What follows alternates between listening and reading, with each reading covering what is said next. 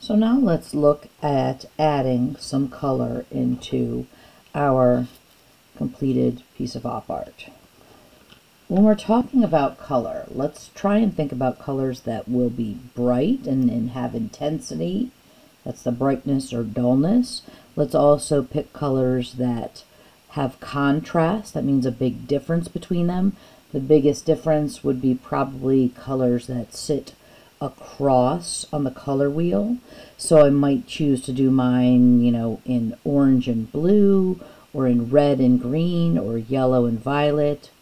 Or if I have like a blue-green, maybe I would do it in like a red-orange. It kind of depends what I have available for color. You can use colored pencil. You could probably use, if you have alcohol-based markers at home, or something that would give you some really bright, intense colors. Crayon might be a little bit big for this, and it's not as dense and intense.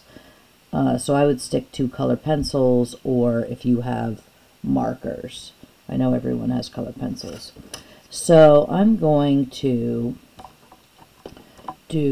start one with some blue and orange, and I'm going to pick a pretty bright blue and a pretty bright orange.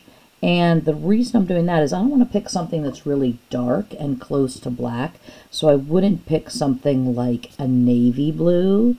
I would pick kind of a brighter blue so it will also contrast the black.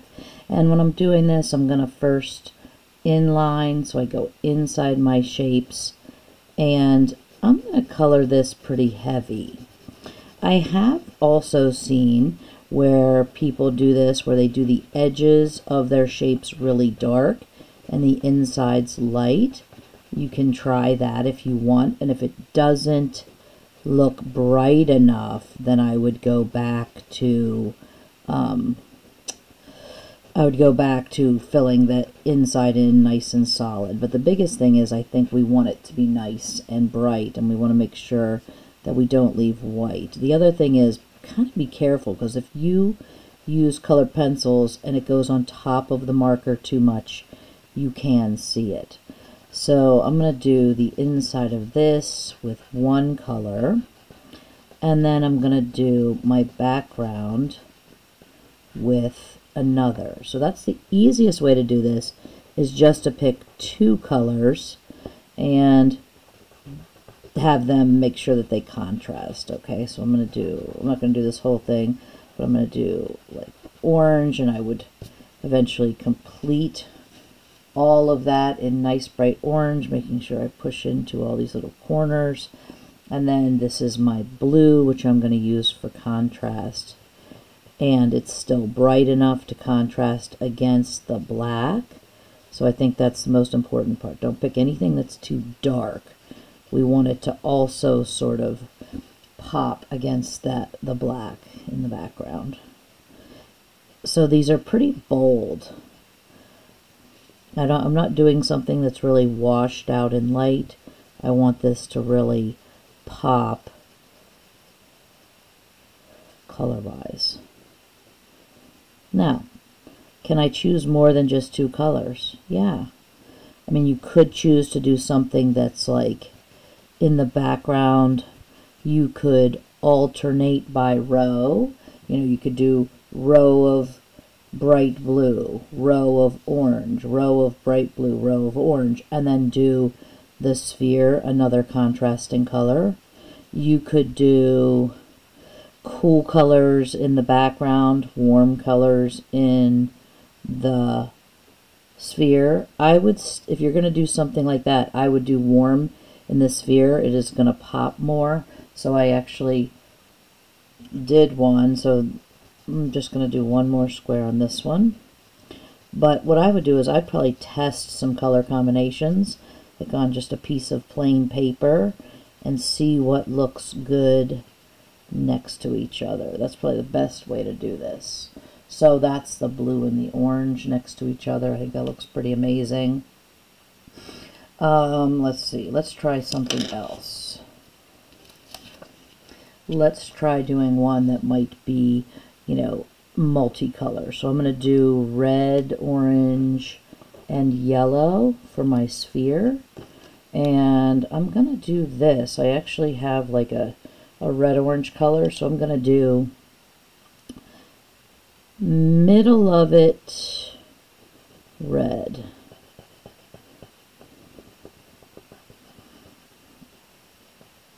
Okay, and I'm going to go, I'm going to do this pretty intense too.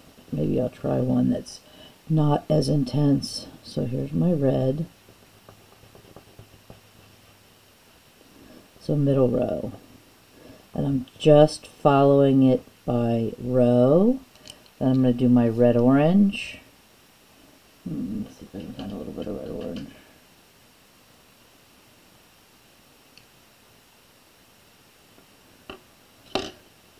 I'll do my red-orange here.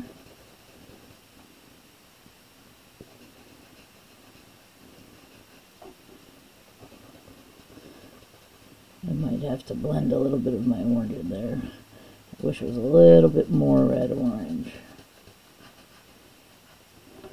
To me that looks almost just like red. Let's see.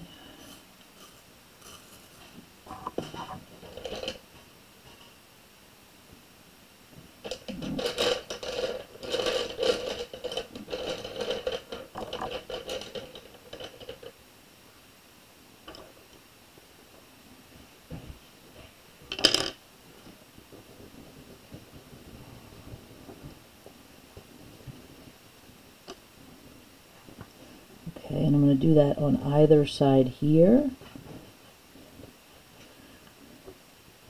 Yeah, this is better.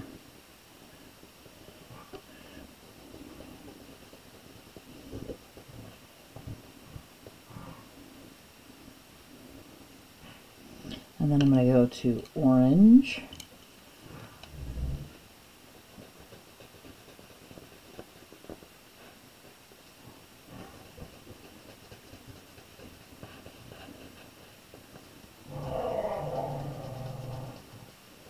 Sorry about the dogs in the background.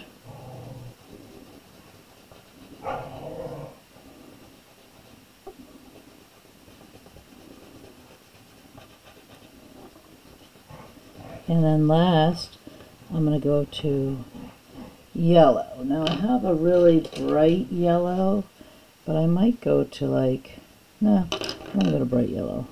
And if it's too light or too big of a contrast, I can always add a little bit of more like a yellow orange to it.